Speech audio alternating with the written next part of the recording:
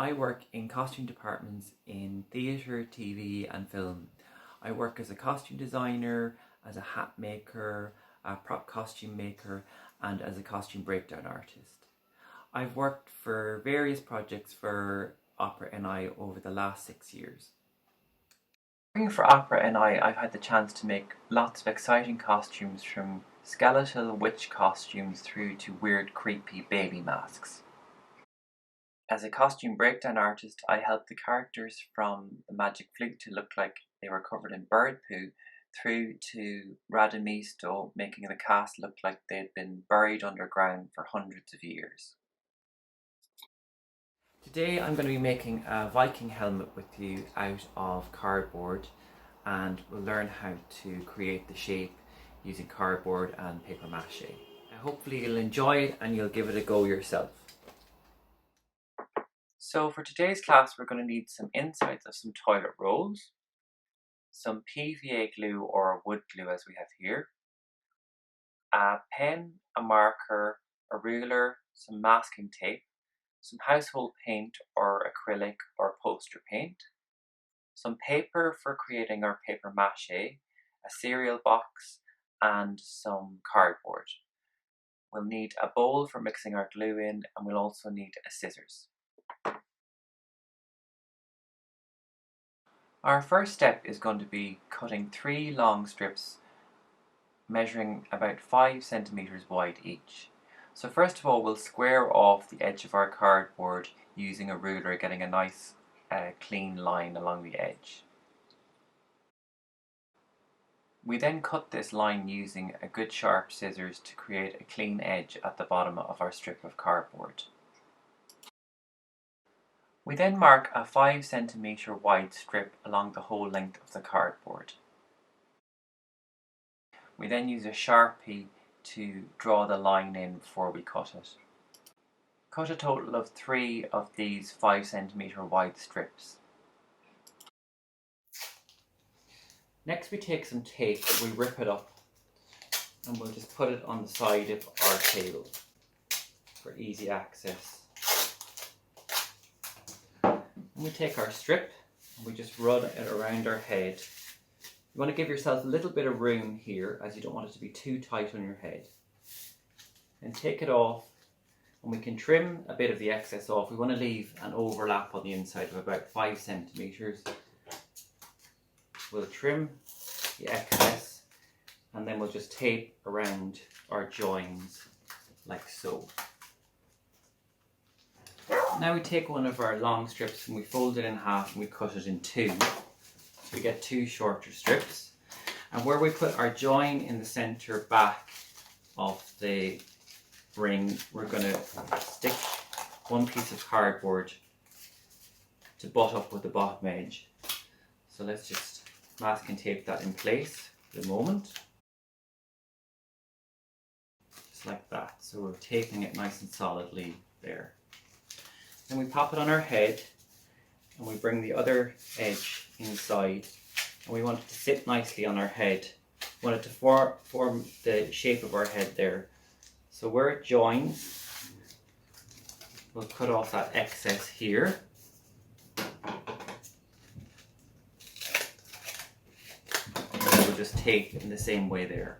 We then take our other short strip and we'll attach that at the side, on the inside of the oval here.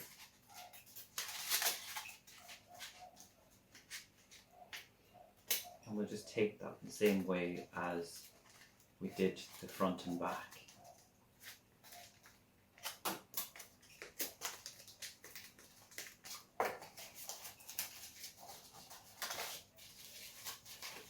And we pop that on. Just get it to sit nice and smoothly. And then we chop our excess again. And we'll just tape that. So our next step now is to fill in these little triangle bits on the top of the helmet. I've chopped my cereal box up and I'm using the corners to butt up against the hole, the edge of the hole here. So I'm just going to tape that in place And the same down here. And then we'll chop this piece about halfway down the sort of the edge of the hat.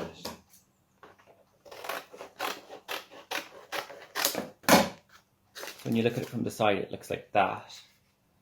And then we'll just tape this bit down.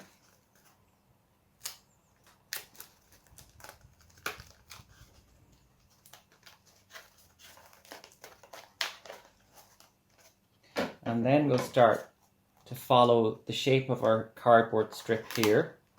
And we'll just chop that bit out. You might need to cut a few times just to get it to sit nice and smooth here. You can see that that's kind of following the shape here a bit more. And then we tape all along there.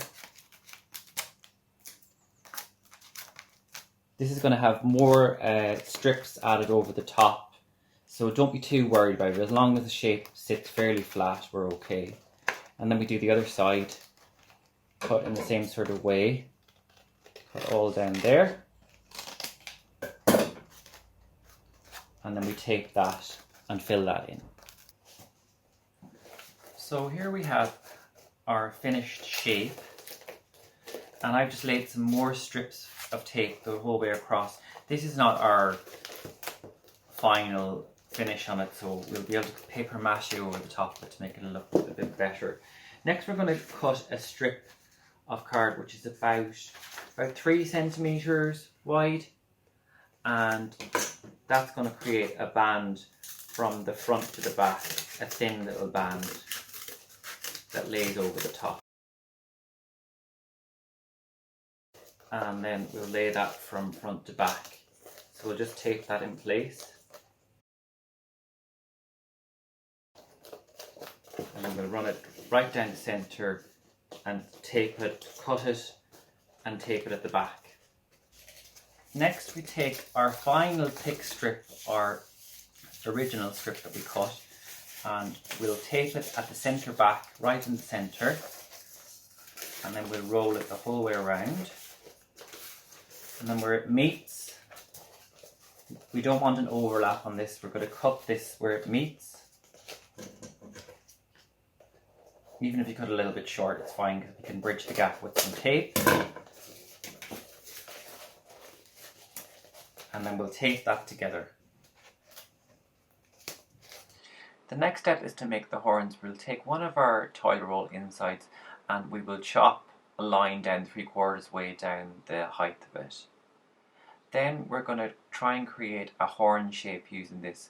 So we sort of bend it back on itself to try and create a curve with our fingers on both sides of the split. And then we work it into a nice horn shape, just using your fingers to bend the cardboard back. When you're happy with the shape, then take some masking tape and just tape around the horn, tape over the split section that you've created. We then use our scissors to cut some little tabs into the horn tip that we've created.